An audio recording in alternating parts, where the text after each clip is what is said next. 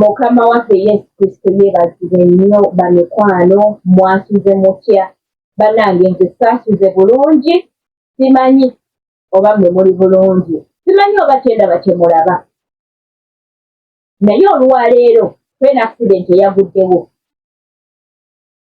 kigambibwa nti abaana 50 sofa kati era akafa 50 era akafa nina kunnyonnyola awo mu maasoko naye waliwo nze kyendaba ekigenda mu maaso mu ggwanga Uganda ekitali kituufu eyiza wayinza okubeerawo omwoyo omubi ogwayingiddewo okutugumbula abaana baffe oba wayinza okubaawo abantu abali mu kukola zisaddaaka nga beetaaga omusaayi gw'abaana bambeerera abatawonoonangako abawala n'ab'obulenzi naye bataba bambeera naye nga beetaaga omusaayi gw'abaana abato okusinziira ku kyendaba simanyi gwe omulabi wange kiki kyolaba ekigenda mu maaso olunaku olw'eggulo amasomero 2 agafunye akisidenti era ng'abaana baafudde ng'oggyako King David ekigambibwa nti kati byakafiirwa abaana 50 mwena akisidenti eyabaddewo kozi basoose ne balaga ennamba abaana abakutukiddewo then zagenza okera mu ssaawa 7-8 nga batuwa ennamba y'abaana 23 bwagenza okuzira okutuuka ku ssaawa 1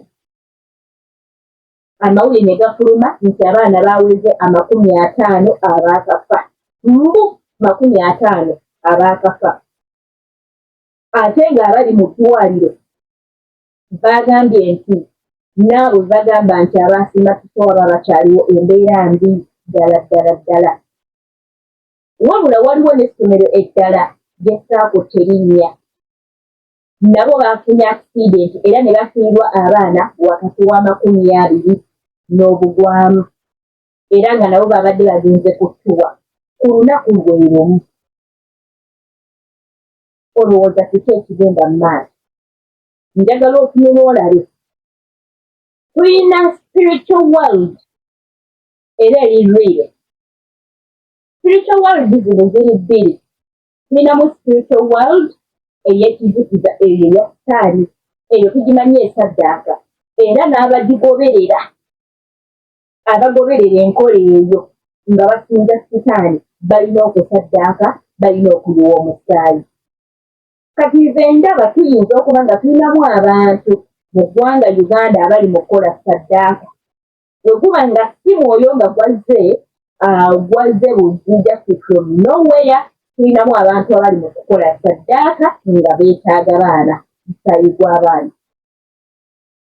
batagamba tulina spiritual world tulina eya Katonda tulina ne ku sayidi eya sitaani eno ewaffe ewa Katonda tetusaddaaka okufuna bye twagala oba okutuukiriza ebiruubirirwa byaffe tetwetaaga kuliwa musaayi kubanga Yesu Kristo yayiwa omusaayi gw'amala eyo saddaaka emala era bwe tuba tulina tetuweetaaga liwo ebitunde tuyita saddaaka y'omusaayi gwa Yesu neetuula ku saddaaka y'omusaayi gw'ente gye baatulogedde saddaaka y'omusaayi gw'embuzi gw'enkoko gye baatulogedde otuyita saddaaka y'omusaayi gwa Yesu buli ebuzingako kati tekyetaaga kuliwa musaayi naye bali baagala tebaagala balina ogiwa omusaayi in all means they have to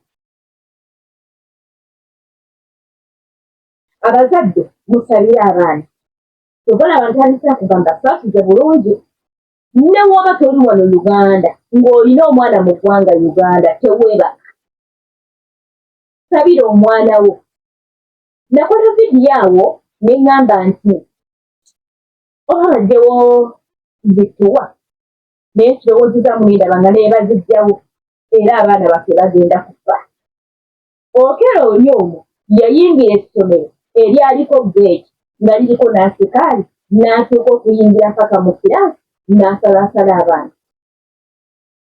era wano okugjawo tuwa kituufu bazijjewo bajjewo tuwa mu masomero kale kinaayambako nti abaana tebajja kufa kirungi omwana talina waatafiira naye nga tebajja kufa kirungi edda oba emabegako ng'omuzadde bw'otwala omwana wo ku ssomero bannange nga obeera shuwa nti omwana wo aliseefu.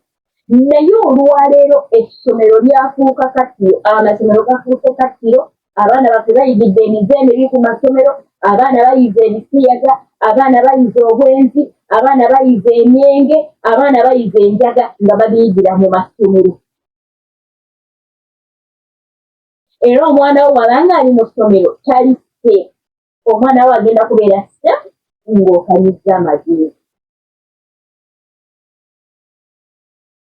Olwaleero gye tubadde tuyita nti wali seefu, ng'omuzadde abeera awo n'omwana wo omutudde mwaka gumu, myaka ebiri, n'agamba omwana wange sijja kuleeta mukozi, naye terabikira nnyo abakozi bajja kukola ebibi abaana baffe bajja kubayisa bubi. N'ogamba omwana kamutwale mu ddekeya, ng'oli shuwa 100% omwana wo agenda kubeera seefu. N'omutwala mu ddekeya, n'ogenda ku mulimu nga teweeraliikirira, n'onnyuka n'okimayo omwana wo ng'ali seefu. Olwaleero omuzadde, omwana woba toli naye awo wooli ali seefu. Wabanga omuntu asobola okuva eri gy'avudde n'ayingira essomero n'asanjaga abaana n'abasala nga waliwo asikalirira mu kkomera, no one is safe. Abaana baffe tebali seefu. Abazadde baatwalanga abaana mu bisulo, era nakati abazadde abatwala abaana mu bisulo baagala abaana baabwe baleme kwonoonekera waka. Baagala abaana baabwe babeere seefu. Oba olyawo nga bakugamba essomero lyakutta omuliro, essomero lirina sikaali, liri mu kikomera, ne bagamba essomero lyakutta omuliro.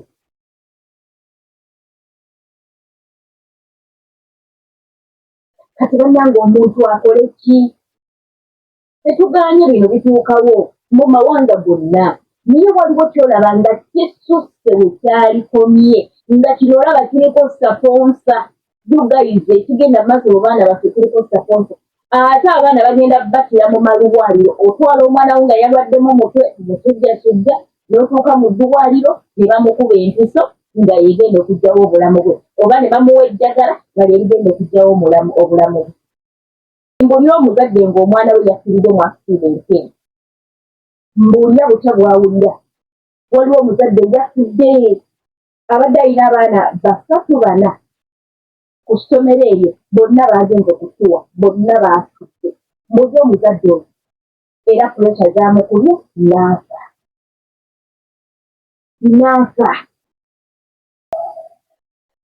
Ono yawunze,